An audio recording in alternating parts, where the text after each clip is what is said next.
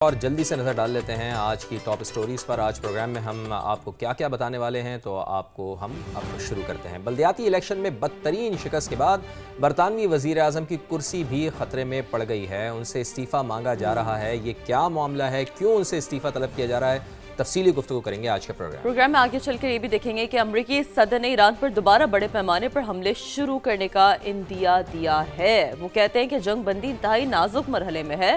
ایران نے بھی کہہ دیا ہے کہ ہمارے حقوق 14 نکاتی تجاویز بیان کر دی ہیں، امریکہ انہیں تسلیم کرے، اس کے علاوہ کوئی متبادل نہیں ہے۔ بالکل ایسا ہی ہے، اور اس کے ساتھ ساتھ ایک بڑی اہم کامیابی ہوئی ہے۔ سیکیورٹی فورسز نے بلوچستان میں بروقت کارروائی کرتے ہوئے خودکش بمبار خاتون کو کر لیا ہے گرفتار، جس کا ہدف اسلام آباد میں خودکش دھماکہ کرنا تھا۔ کون تھی یہ خاتون، اور پھر سیکیورٹی ایجنسیوں نے اس کے ساتھ کیا سلوک روا رکھا، یہ بھی بڑا اہم فیکٹر ہے، ہم آپ کو آگے چل کے بتائیں۔ اور آگے چل کے ہم یہ بھی دیکھیں گے کہ عوام کی جو دہائیاں تھی بالآخر اعلیٰ ایوانوں تک پہنچ گئی ہیں، کیونکہ صدر مملکت نے حکومت کو عوام کو ریلیف فراہم کرنے، مہنگائی میں کمی اور اشیاء کی دستیابی کے لیے اقدامات کی ہدایت کر دی ہے۔ اب یہ ہدایت صرف ہدایت ہی رہتی ہے یا پھر امپلیمنٹیشن تک معاملہ جاتا ہے، ایڈمنسٹریٹو کتنا مانیٹر ہوگا، خیر اس حوالے سے تو بات کریں گے، لیکن آبویسلی آج کی جو ٹاپ سٹوری ہے اس کی جانب سب سے پہلے بڑھتے ہیں۔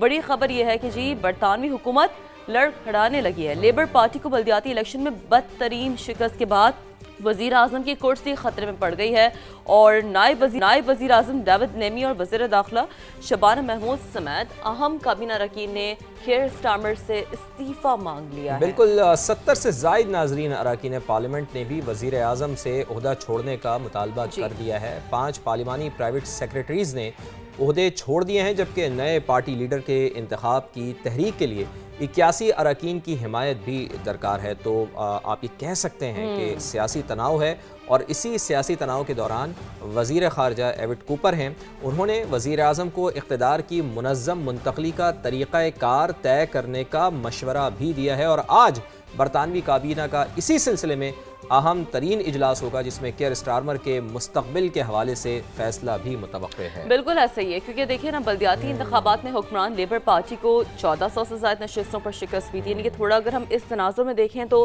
شکست کی بڑی وجہ جو فواد ہمیں نظر آئی ہے، مہنگائی، امیگریشن سے متعلق آپ کو یاد ہوگا کہ سخت پالیسی بنائی گئی تھی، اور اس سے بھی ہم نے اپنے پروگرام کے حوالے سے بات کی تھی تو تب بھی اس امیگریشن پالیسی پہ بہت زیادہ انہیں بیکلیش ملا تھا عوام کی جانب سے۔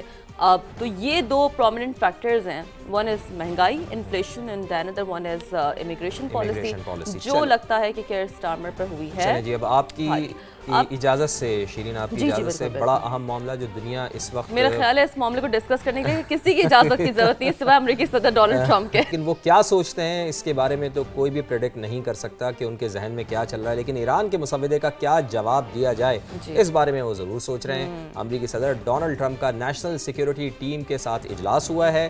امریکی خبرساں ادارے ایکزیوس کی رپورٹ کے مطابق اجلاس میں ایران کے خلاف ممکنہ فوجی کارروائی بھی زیر غور آئی ہے، یعنی وہی بات جو ہم آپ کو مسلسل بتا رہے ہیں کہ امریکہ مسلسل اپنے فوجی مشرق وسطیٰ بھیج رہا ہے، اور وہاں پہ آپ اس کو آسان الفاظ میں یہ کر لیں کہ آپ اس کو آسان الفاظ میں یہ کہیں کہ وہ ذخیرہ کر رہا ہے افواج کا، تو وہاں پہ بڑی تعداد میں ان کی فوج جمع ہو رہی ہے، اور اب سوچا جا رہا ہے کہ ایران کے اوپر کسی قسم کا کوئی بڑا حملہ بھی کیا جا سکتا ہے۔ لیکن فواد، یہ ایک ڈیٹرنس کی بھی پالیسی ہو سکتی ہے، ایک ڈیٹرنس کا عمل بھی ہو سکتا ہے، کہ دیکھیں یہی رپورٹ جس کا آپ تذکرہ کر رہے ہیں، اسی کے مطابق صدر ٹرمپ ڈیل کرنا چاہتے ہیں، لیکن ایران امریکہ کو رعایت دینے کے لیے تیار نہیں ہے، اور صدر ٹرمپ دباؤ بڑھانے کے لیے ایران کے خلاف کارروائی چاہتے ہیں۔ یہ رپورٹ جو ہے نا شیرین، جو طاقتور ہوتا ہے، وہ آپ کی بات بالکل صحیح ہے، وہ دباؤ بڑھاتا ہے تاکہ وہ کسی طریقے سے زیادہ گین کر سکے۔ رپورٹ میں یہ بھی دعویٰ کیا ہے کہ صدر ڈونلڈ ٹرمپ چین کے دورے سے پہلے ایران کے خلاف کارروائی کا حکم نہیں دے سکتے، اس لیے ممکنہ جو رد عمل ہے وہ دورہ چین کے بعد ہی سامنے آ سکتا ہے، چونکہ امریکی صدر کو انتہائی اہم دورہ چین کرنا ہے، انہوں نے چین جانا ہے، شی جن پنگ سے ملاقات کرنی ہے، تو ڈیفینیٹلی یہ تو ہو ہی نہیں سکتا کہ امریکی صدر موجود ہوں چین میں تو وہ کسی حملے کا حکم دے دیں، یہ تو ممکن ہی نہیں۔ ظاہر ہے ان کی پریزنس بھی ایک ریکوائر ہوتی ہے، پھر اتنے بڑے ڈائنامکس ہوتے ہیں تو اس کو مانیٹر کرنا، اس پر بھی کچھ ریاکٹ کرنا وہ بڑا اہم ہوتا ہے۔ Let's see. لیکن اس پر ظاہر ہے ایک جانب امریکی صدر ڈونلڈ ٹرمپ کوئی بات کرتے ہیں, کوئی رپورٹ آتی ہے تو اس پر ایرانی جو ایک رد عمل ہے وہ بھی سامنے آتا ہے, تاکہ ہم چیزوں کو ذرا بیلنس کر کے دیکھ سکیں اور آپ تک پہنچا سکیں یہ ایکچوئل ڈیولپمنٹ ہے کیا. تو ایرانی پارلیمان کے اسپیکر محمد باقر قالیباف کا یہ کہنا ہے کہ ایران کی مسلح افواج کسی بھی جارحیت کا جواب دینے کے لیے تیار ہیں. ہماری ایسی تیاری ہے کہ وہ حیران رہ جائیں گے. اب وہی والی بات انہوں نے کر دی نا, جو آپ کو یاد ہوگا کہ اس سے پہلے بھی جب جنگ مسلط کی گئی تھی تب بھی انہوں نے اسی طرح کا ذکر کیا تھا کہ اور بات یہ ہے کہ ایرانی قیادت بھی یہی کہہ رہی ہے کہ ہم نے آپ کو سرپرائز دینا ہے, اور واقعی ایرانی قیادت نے سرپرائز دیا ہے. چونکہ امریکہ یہ سمجھ رہا تھا شاید کہ 28 فروری کو جنگ ہوگی, 3 مارچ تک ہم ہاتھ جھاڑ کر یہاں سے نکل جائیں گے, لیکن ایسا ہرگز نہیں ہوا. تو اب بظاہر ایسا لگ رہا ہے کہ امریکہ اس دلدل میں پھنس گیا ہے. تو سوشل میڈیا پر جاری بیان میں باقر قالیباف کا کہنا تھا کہ دنیا یہ بات پہلے ہی سمجھ چکی ہے کہ غلط حکمت عملی اور غلط فیصلے ہمیشہ غلط نتائج ہی دیتے ہیں. تو باقر قالیباف ان کے بیانات بڑے سخت آتے ہیں, بڑے شدید آتے ہیں. تو اس حوالے سے بھی انہوں نے بڑا سخت بیان دیا ہے. اور اس کے ساتھ ساتھ آپ کو یہ بھی ہم بتا دیں کہ جنگ بندی انتہائی نازک مرحلے میں ہے. ایران امریکہ سے اتفاق کرتا ہے تو پھر پیچھے ہٹ جاتا ہے. صدر ڈونلڈ ٹرمپ آ گئے جی. صدر ڈونلڈ ٹرمپ انہوں نے یہ دعویٰ کیا ہے کہ ایران نے افزودہ یورینیم ہمارے حوالے کرنے پر اتفاق کیا تھا, لیکن تحریری جواب میں یہ بات شامل نہیں تھی. اب یہ امریکی صدر ڈونلڈ ٹرمپ کہہ رہے ہیں, لیکن مجھے تو ایسا یاد کچھ نہیں پڑتا کہ انہوں نے جو ہے وہ خیر اس حوالے سے بات کی تھی. بٹ ڈیفینیٹلی جب بات ہوتی ہے نیگوسیشنز کے پروسیس میں بہت سارا کچھ بیک ڈور طے ہو رہا ہوتا ہے جب اتنے بڑے پیمانے پر چیزیں ہو رہی ہوتی ہیں. لیکن جی انہوں نے یہ کہا ہے کہ آپ نے ہرمز پر پروجیکٹ فریڈم دوبارہ شروع کرنے پر ہم غور کر رہے ہیں, لیکن حتمی فیصلہ وہ کہہ رہے ہیں کہ ابھی تک ہم نے نہیں کیا ہے. لیکن بالکل شیرین, آپ کو یاد ہوگا کہ آپریشن فریڈم بالکل انہوں نے شروع ہی کرنے والے تھے, لیکن پاکستان کی درخواست پر انہوں نے اس کو مؤخر کر دیا. پاکستان پلیڈ دس رول, اور پھر آپ کو یاد ہوگا ایران کی جانب سے کہا گیا تھا یہ آپریشن فریڈم نہیں آپریشن ڈیڈ لاک ہوگا, کیونکہ پھر ظاہر ہے کہ پھر دوبارہ ایک ڈیڈ لاک کریٹ ہوگا جس کے بعد پھر چیزیں اسٹینڈ اسٹل رہیں گی. چلیں جی سن لیجئے کیا کہتے ہیں. For the time being, the ceasefire remains in place. It's unbelievably weak, I would say. I would call it the weakest right now. After reading that piece of garbage they sent us, I didn't even finish reading it. They said, I'm not going to waste my time reading it. I would say it's one of the weakest right now.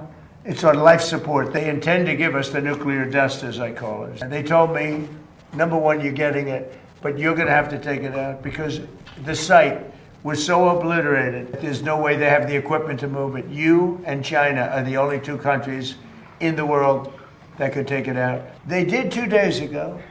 They said, you're going to have to take it. We were going to go with them, but they changed their mind because they didn't put it in the paper. So when they sent us this document that we waited 4 days for, that should have taken 10 minutes to do.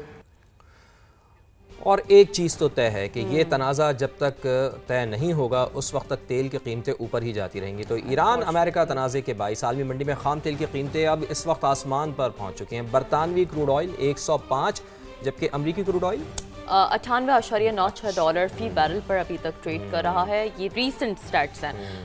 اس پر جیسے کہ ہم یہ بھی analysis بھی آپ تک پہنچانے کی کوشش کرتے ہیں کہ ماہرین کو یہ خدشہ ہے کہ امریکی صدر کے دورہ چین سے واپسی تک ایران کے ساتھ معاہدہ اگر نہیں ہوتا تو عالمی مارکیٹ میں تیل کی قیمتیں غیر معمولی سطح پر پہنچ سکتی ہیں. آپ ازیوم کریں کہ ابھی تک جو سٹیٹس ہیں صرف برطانوی کروڈ آئل 105 جبکہ امریکی کروڈ آئل $98.96 ہے. تو یہ مزید کتنا زیادہ, اور اس وقت جو پاکستان میں اس کا امپیکٹ آ رہا ہے وہ 450 روپے کے قریب پیٹرول پہنچ گیا. خدا نہ خواستہ یہ 120 یا 130 یا 140 جیسا کہ باقر قالیباف کہتے ہیں کہ اس تک پہنچ جائے گا.